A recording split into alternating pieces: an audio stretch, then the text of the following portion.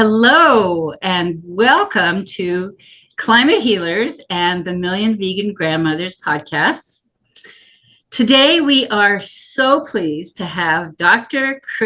Christopher Miller from the Arihanta, did I say that correct? Arihanta Institute. And he will be presenting at our Vegan Convergence of the Peoples, VCOP 18, on July 27th. I'm sorry, July 28th is when he's scheduled on the Sunday at 2 p.m. Eastern. So we hope to see you there, and we'd love to have you register at climatehealers.org and just look for VCOP in order to see Dr. Chris Miller and many other wonderful speakers. So without further ado, I'm going to introduce here Dr. Christopher Miller, who is one of the founders of the Arihanta Institute, and he's going to be talking at our Vegan Convergence of the Peoples on Jain Yoga and the Vegan Studies Initiative. Welcome. Thank you so much for having me, Gabriella. Really honored to be here, and I also really appreciate the work that you all are doing. Well, we're all in this together. We're all trying to make this a vegan world. Dr. Rao's ambition is before 2026, and it's very ambitious, but we do believe it's possible. Once we reach a tipping point, we do believe that we can make the world vegan and stop the torture of animals and improve our health and save the environment and save the climate. This is all what we're about. In fact, I'll tell you just briefly, Dr. Rao's whole message can be summed up in 4 words. 4 words. Eat plants, plant trees to save the planet. That'll do it. Okay, so why don't you begin by telling us a little bit about the Arihanta Institute and then maybe go into the Vegan Studies Initiative online courses. I would be happy to. Thank you for the opportunity to share our work. So Arihanta Institute is a Jain-founded institute, educational institute, nonprofit, online, that offers Jain studies and vegan studies and all kinds of studies that people, I'm sure, that listen to this will appreciate in a certificate, self-study, and live setting. So our courses vary. We have a lot of educational offerings for the public.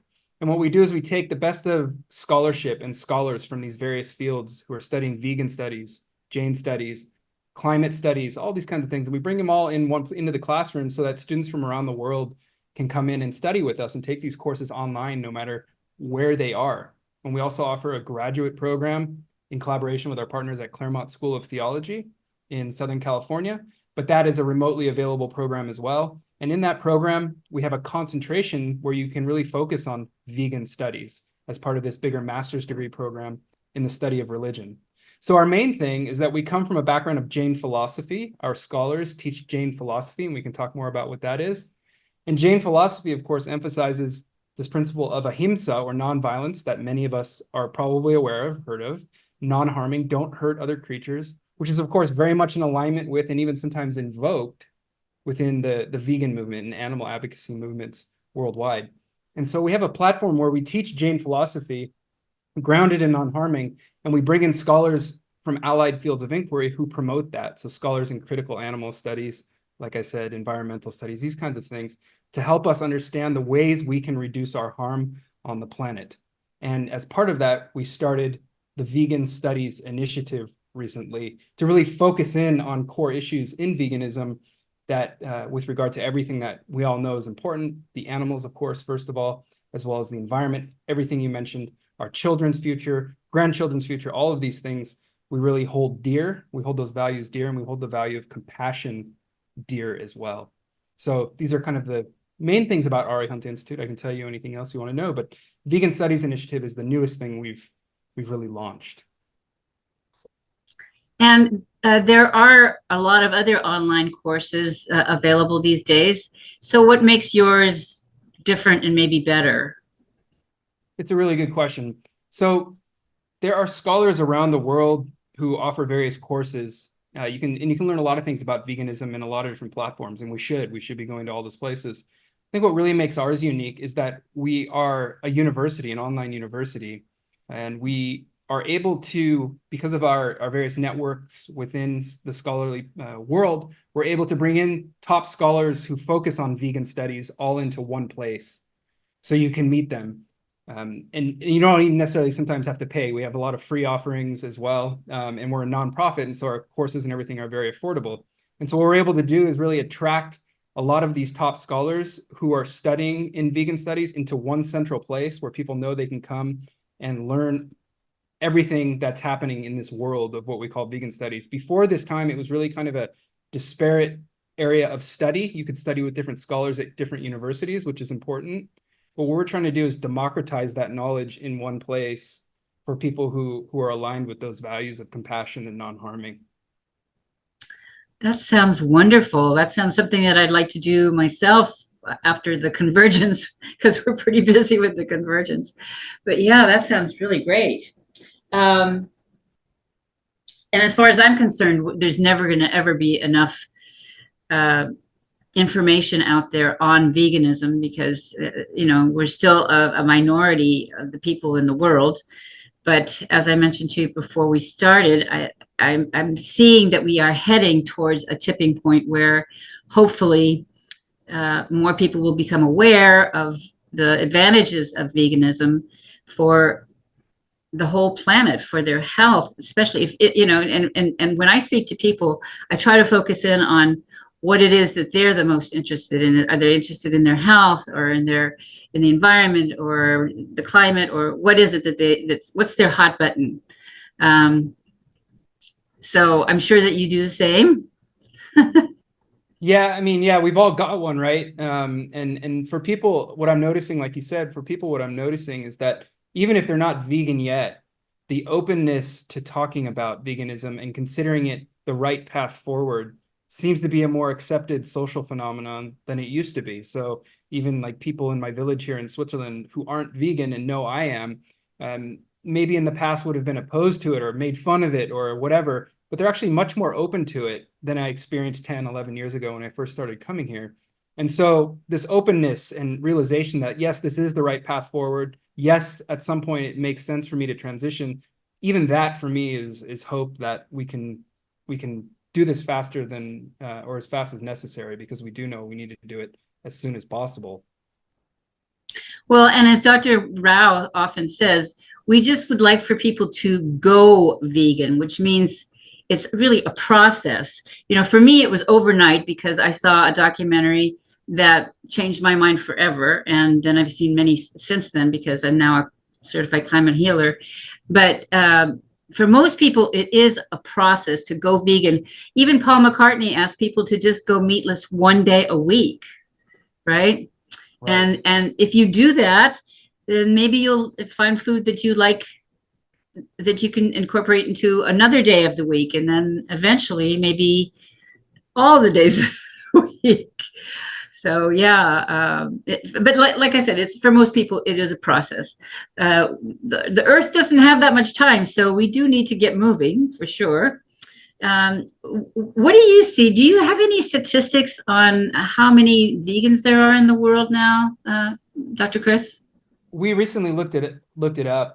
It's hard to say, and my colleague, Professor Jonathan Dickstein, who's the academic head of the Vegan Studies Initiative here at Arihanta Institute, pointed out that it's a difficult number to really pin down, but was saying that, at least if you look up statistics online, you'll find between 1% and 3% of people are fully vegan. But who really knows? And as you say, when you talk about people who are transitioning or very open to the idea, as we've both said here, I would start to count them at least in another category of almost there. And I wonder how many of those people there are. If we saw that number, how big that number could be, that would be a very compelling argument for people to just make the transition and continue to make the transition, because I really think it is a much bigger number. Most of my socially progressive friends, for example, if they're not vegan, will at least say it's a good idea. And to me, as you said, like Silas Rao, you just mentioned about it's a transition, it's a process. Those people may very well be on the way, and I think that they could help reach that tipping point that you speak of. So Mhm. somewhere in the ballpark of 1 to 3% is the numbers that we have seen, but I think it could grow much faster. Well, that's what we're counting on, and that's what we're all working towards. And there are so many vegan organizations in the world today and I'm grateful for that. And you see them all on the social media, and even programs. And we have, I don't know if you're familiar with Unchained TV. I am, yes. Yeah, okay. So Jane Velez Mitchell is behind that, and she has all these free shows for anybody to watch on the app or on their TV. And we're spreading the word as fast as we possibly can. So, and I've only been vegan for 3.5 years, but it's changed my life 100%. And I'm so healthy now. I'm 71 years old. Maybe I shouldn't say that on the interview, but I'm healthy, and all the people around me who are my age and a little bit older are not. They're all on pills, all kinds of fistfuls of pills, right? Exactly. Yeah. The dietary benefits alone for some people who won't do it for the animals or for the climate is also at least a compelling argument. I mean, you can't really lose by going vegan and just for yourself. And then I think what people realize sometimes is that once they become vegan, then they start to realize the other issues that are related to this, and they realize like, oh, I'm doing much more than just something for myself. But even within Jain philosophy, there's in the karma theory of Jain philosophy, what I do that's good for me with regard to not harming myself is also good for others. And it shows, right? We can see that scientifically that's true. The things I do that are good for myself, healthy for myself over the long term, are healthier for everything around me. And that means not just humans, but the environment, animals, and really all that exists. We're so with you. So, why don't you tell us a little bit about Jain Yoga? Because most of us don't know much about that. And yeah, just elaborate on that if you would, please. Absolutely. And that'll be the topic of my talk on July 28th, 2024. And I'll just briefly, so we've probably all heard of yoga before. And most of the yoga that we learn or we practice is a form of yoga. These postures, maybe some breathing, is certainly part of the yoga tradition. And that's probably what you'll encounter in most yoga studios, maybe a little bit of philosophy or something. But what's often missing in yoga studios and in popular yoga is the ethical system. And when you go into yoga texts, the first ethical precept that you find is, guess what? Ahimsa. And that's not even in Jain yoga. That's in other forms of yoga as well. It's in Buddhism as well, right? It's in Hinduism. And if you look at these Sanskrit, Jain, and non-Jain yoga texts with ahimsa as the foundational core principle, ethical principle, it's pointing to the fact that we should not harm animals. We should not harm other humans. We shouldn't even harm plants to the extent that we can control it. There's a recognition that we'll never, probably most of us, ever be able to perfect non-harming and non-violence.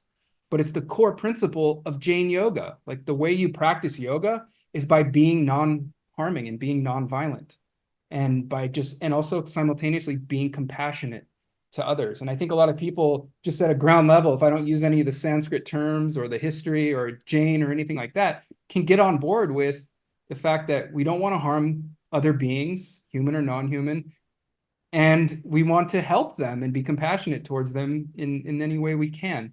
And so that's what Jain yoga fundamentally is. And it's a tradition from around that starts around the 4th century BCE. So it's a very old tradition, or maybe the 5th century BCE, depending on how you date things. But it's a very old tradition of doing everything you can to not harm anything around you.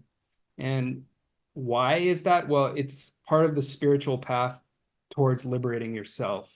And what I often tell people to help them understand what this means is that you cannot be liberated, spiritually liberated, until you liberate everything around you from your own harm, right? So your liberation is connected to the liberation of others. And it's an ancient principle of this tradition. It's an ancient tradition that goes all the way back to 4th century or 5th century BCE.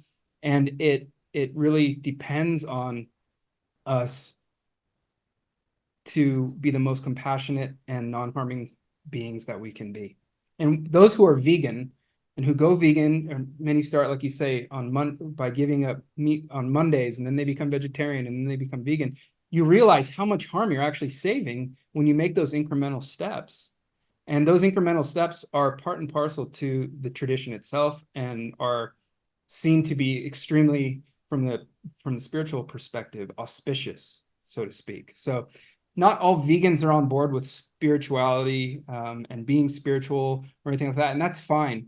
But from the Jain Yoga perspective, it would be seen to be as an extra added benefit, you could say, for your own spiritual welfare, for your soul, that this is something that you should, this is a practice you should be undertaking.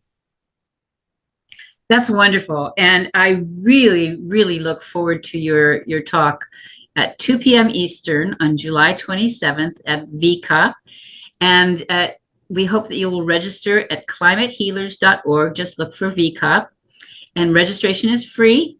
So we're hoping that you will be there and listen to Dr. Christopher Miller. And we have a host of other wonderful speakers. To wrap up, Dr. Chris, is there anything else you'd like to say, or maybe some of your upcoming projects? Yeah, I mean, people can stay tuned for what's coming in the Vegan Studies Initiative. I guess one last thing I wanted to add earlier that I forgot to say is that the Vegan Studies Initiative is intended to be a space where anyone can kind of come with their vegan concerns, with their vegan interests, their vegan curiosities, their reasons for being vegan. And we've intended to create it as an open kind of community and space wherein the goal, as Professor Dickstein puts it, is that we're looking to have a unifying vegan horizon, meaning we all have different ways of getting to that horizon point. We know that horizon point is very important, but we're also very diverse, and we do it in different ways, and we have different approaches to how to be vegan, how to advocate for animals, who we should advocate for, what our priorities should be, and our methods and our tactics and all this. And so we've really created this Vegan Studies Initiative as a space that's inviting for all, where all opinions are welcome. And we, very much in the spirit of Jain philosophy, which is open to multiple perspectives, try to hold as much space as we can in the classrooms, as people will see in the talks, for everyone to bring their form of veganism and advocacy into the classroom. So thanks for letting me share that with you all. And I hope I'll see some of you at the free speaker series, for example, we have. Thank you so much. I really, really look forward to it. And that, I guess, is it. Well, and I should also just maybe briefly say thank you to you all, to the million vegan grandmothers. I mean, I really appreciate that, sometimes people in retirement take an opportunity to really do something amazing for the world. And what you all are doing is just like one of the most critically important things for the world. And on your website, you talk about children and grandchildren, and that just touches my heart that you all care so much to do this work, even, though you don't have to, but you're inspired to. And it really fills my heart with a lot of joy to know that you're doing this work. So thank you. Thank you. Thank you. It's our fierce love for the children and grandchildren of all species. Love that. And that includes all the animals, all non-human animals. So we thank you very much. We look forward to hearing you. And we will see you then, July 27th at 2 p.m. Eastern. Register at climatehealers.org. Thank you.